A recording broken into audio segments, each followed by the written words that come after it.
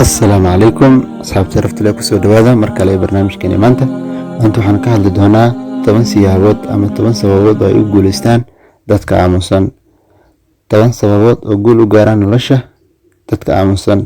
aan qaylada badnaan dadka hadalka badnaan 10 sababood oo ay u guuleystaan dadka aamusan waxaa ka mid ah mid koowaad dadka ay dhageystaan sidaan la socono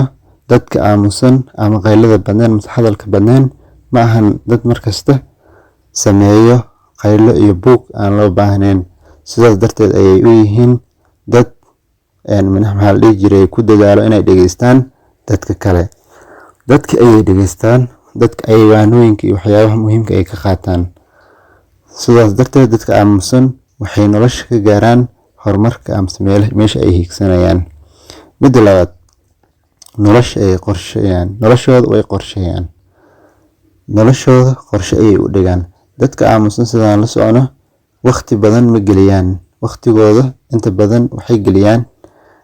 inay noloshooda maareeyaan inay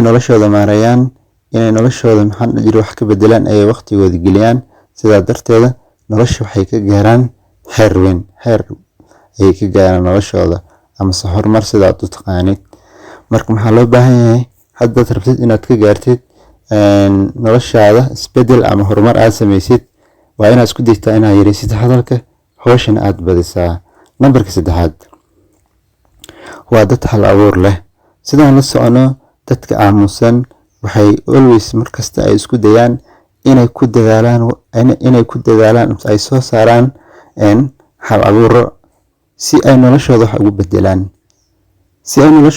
bedelaan waxay isku dayaan waqtigooda inay ku bixiyaan inay la imaadaan fikrad cusub si ay u horumariyaan hadday tahay fikradooda ganacsi ama waxbarasho ama adduunyada xoolaheeda kale sidaa darteed markay yihiin keligood waxay soo saarayaan fikrado cusub in bedelkii ay waqtigooda ku dhuman lahaayeen hadallo maalayacni ah waxay sameeyaan inay intooda badan ay qaataan waqtiga keligood si ay ugu fikiraan maskaxdoodana ay ula tashtaan si ay u soo saaraan go'aan wax ku ool ah taasoo noloshooda wax ka bedelayo midda afraad dadka aamusan hadalkooda way hubsadaan sidaa la socotiin dadka aamusan hadalka way iska hubsadaan ma ahan dad iska hadlo markasta waxay ku dadaalaan inay hubsadaan inay arrimaha intay ka hadleen ay iska hubsadaan inta badan sidaas ayay u yihiin dad wax yarna hadlo hadalladoodana ku dheexan tahay xigmad iyo waxgarasho sidaa la socotiin dadka aamusan markay ay rabaan tusaale ahaan inay gudbiyaan fariin caafimaad ama fariin ganacsi ama bulshada wacyigelin waxay ku dadaalaan inay taabtaan hadalka inta muhiimka ah keli inay ka isticmaalaan inay fariintoodana si wanaagsan u gudbiyaan ayagoon sameynin qaylo badan ama buuq badan hadday meel shaqo tahay hadday dad ay la shaqeynayaan company tahay marka hadday fariinta inay gudbiyaan rabaan waxay isku dayaan inay ku adkeystaan pointiga rabaan inay gudbiyaan taas ayaa ka dhigtay inay nolosha horumar ka gaaraan midda shanaad waa dad aragtiyo dheer leh waa dadka aamusan sidaan la socono dadka aamusan waa dadka intiisa badan dadka markii la isku barbar dhigo percentage-ka dadka inta badan aamusan iyo dadka hadallada badan waxaa badan dadka hadallada badan that's why maamaha English ay u dhahdo empty vessels makes most noise meena waxa dhahan daasada eberka ayaa sameeyso qaylada ugu badan taas waxaa lagu wadaa qofka aan maskaxdiisa xigmad ku jirin ayaa qaylada mase hadallada ugu badan sameeyo wuxuu ismoodaa inuu dadka qofka aamusan ka aqla badan yahay qofkan kale hadallada waqtiga ku dhumin lahaa ama se uu dad kula qaylin lahaa noloshiisa ayuu meena kaga fikiraa wuxuu ku sameyn lahaa saas ayay u yihiin marka dad aragtiyo dheer leh arrimaha iyo xaaladaha adagna aad bay uga fiirsadaan kumana fududaadaan saas ayay nolosha ugu guuleystaan dadka aamusan mid lixaad waxay doortaan saaxiibka ugu wanaagsan waxay markasta doortaan markay imaato doorashada saaxiibo ama qof la saaxiibo noloshaada aad ay muhiim ugu tahay dadka aamusan inta badan markasta waxay ka fiirsadaan qofka ay la saaxiibo lahaayeen markay imaato inay qof doortaan waxay doorbidaan quality over quantity wax la dhahayo tiribadnida waxay ka jecel yihiin dadka wanaagsan. dad badan aan noloshaada wax kusoo saacideynaynin, noloshaada waxba kusoo kordhinaynin, waxay ka jecel yihiin hal saaxiib oo muhiim ah, fikrado wanaagsan aad ka heli karto. midda toddobaad,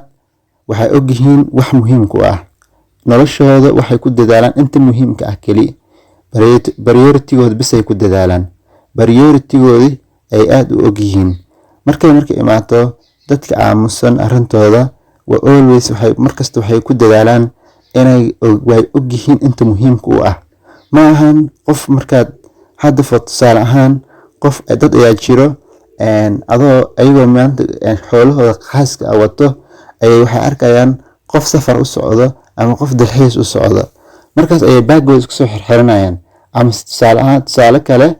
ganacsi ay leeyihiin, waxbay ka shaqaystaan ayagoo shaqadoodii hore ay ahayd inay tusaale ahaan electronic, qofka isagoo ka ganacsanayo company electronic leh oo telefoon waxyaabaha lamidka soo saaro, yaa laga yaabaa qof kale inuu imaado uu dhaho waxaad ka shaqaynaysa wax jira maaha, dahabkii waxaasaa laga shaqaystaa. marka dad qaar waxaa laga yaabaa in alaabta iska harashaan ay ganacsi kale u guuran ay ku khasaaraan. dadkan la dhahayo aamusnaanta ku badan noocaasi ma aha, waxay ogyihiin shayga muhiimka u ah. priority-ga waxaa waaye, priority-gooda waxaa kii hore inay ka mara dhaliyaan, kadib inay wax kala abuuran karaan ayay isku dayayaan. sidaa darteed ayay u yihiin dad nolosha heer ka gaaro. midda sideedaad, dadka kalsoonidiisa ayay qasbadaan, kalsoonida dadweynaha ayay qasbadaan si fudud. sidaan la socono, dadka aamusan iyo dadka hadallada badan bulshada dhexdeeda waxaa la aaminaa hadalkooda. qofka aan hadalka badnayn markasta aaminaad ayaa ku badan, dadka way aaminaan sababtoo ah umaysan baranin hadallo fara badan iyo been. saa darteed qofka aamusan hor ayaa laga aaminayaa markay imaato bulshada dhexdeeda. taas ayuu ku heli karaa marka inuu nolosha guulka gaaro iyo waxyaabo kaloo la mid ah. midda sagaalaad, naftiisa wuu ogyahay. qofka hadalka gaaban wuxuu ogyahay naftiisa waxay tahay aad buu ula socdaa.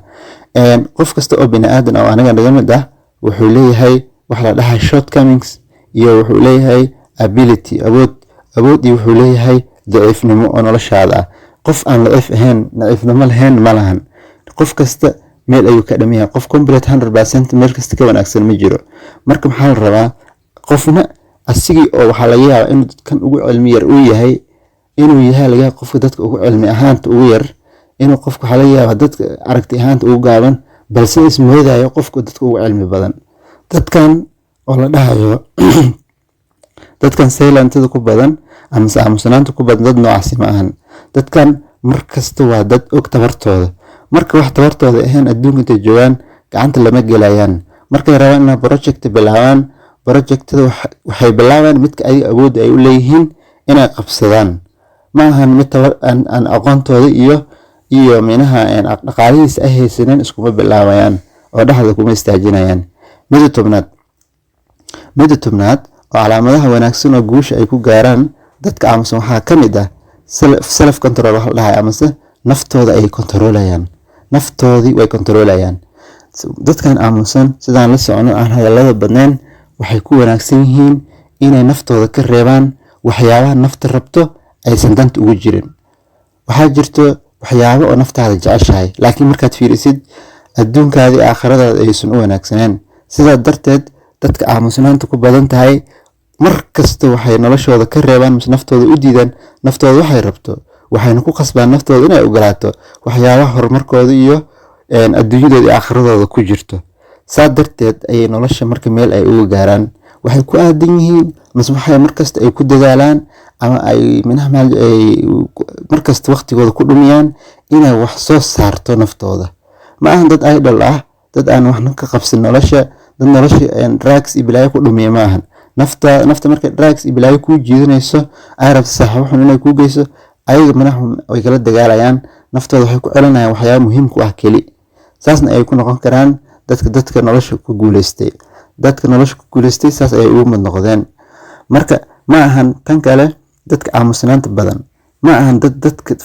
farxadooda dartooda wax u sameynaya. dad ayaa jiro ayagoon minaha maxaa la dhihi jiray aysan ku faraxsaneen waxay sameynayaan, laakiin qof laga yaaba oo jaga ayaga ka sarreysa haysto ama dhaqaale ahaan ka fiican inuu wax u sheego ee naftooda ku qanacsaneen markaas ay waxay isku qaninayaan qofkan inaad ka farxisid darteeda u samee weligaa taa horumar laguma gaarin waxaa wanaagsan naftaada keli ka farxi ha ka farxin nafta qof kale inaad farxisid darteeda ha u sameyn camal adiga aad jecleen marka maxaa kula gudboon inaad wax naftaada wax tar kale ku dadaashid inaasan u sameynin shay naftaada wax u dhibaayo si aad ugu farxisid qof kale say no barasa u dhehaysid no ma sameyn karo inaad dhahdo isku day marka 10 pointi waxaa waaye 10 pointi 10kaas qodob aan ka soo hadalnay waxay ku saabsan yihiin sida ay ugu guuleystaan sida nolosha horumar ay ugu gaaraan dadka aamusan faa'iidada ay leeyihiin 10kaas ayaan ku soo koobnay marka waxaan ku gabagabaynaynaa casharkeena inaad ku noolatid adduun dhan oo qaylo ah waa arrin aad u adag inaan ku dhex noolano adduun dhan oo wada qaylinaysa social media laga qaylinayaa banaanka dadka ka qaylinaya dadka qaylada ayaa minaha waxay noqotay waxyaabo normal ah waxyaabo caadi ay noqotay noloshii qaylada ayaa noqotay qaylada waxaan u jeegnaa meel kasta waa buug hadda aan joogno technology-da waxyaabahan qof kasta tiisa ay haysto dad qof waa iska mashquulsan meel buug ayuu ku nool yahay inaan ku dhex noolaano aad bay u adag tahay waa nolol adag inaan adduun dhan wada qaylo aan ku dhex noolaano aad ayay mina taf u tahay mas ay u adag tahay laakiin haddaan barano muhiimadda ay leedahay aamusnaanta adduunyada wax badan ayaan ka bedeli karnaa mas haddaan fahno sidoo kale muhiimadda ay leedahay inuu go'aan qaato qofka ka hadla waxyaabaha muhiimka keli ah naftiisa wax u taraayo shaqadiisa ama ilaahay caabudkiisa ama saxaabta caawintooda waxyaabaha inta muhiimka noloshaada aakhirada adduunyada ku caawinaya keli haddaad kaga hadasho nolosha wax waan ka bedeli karnaa marka isku day inaad ka mid noqoto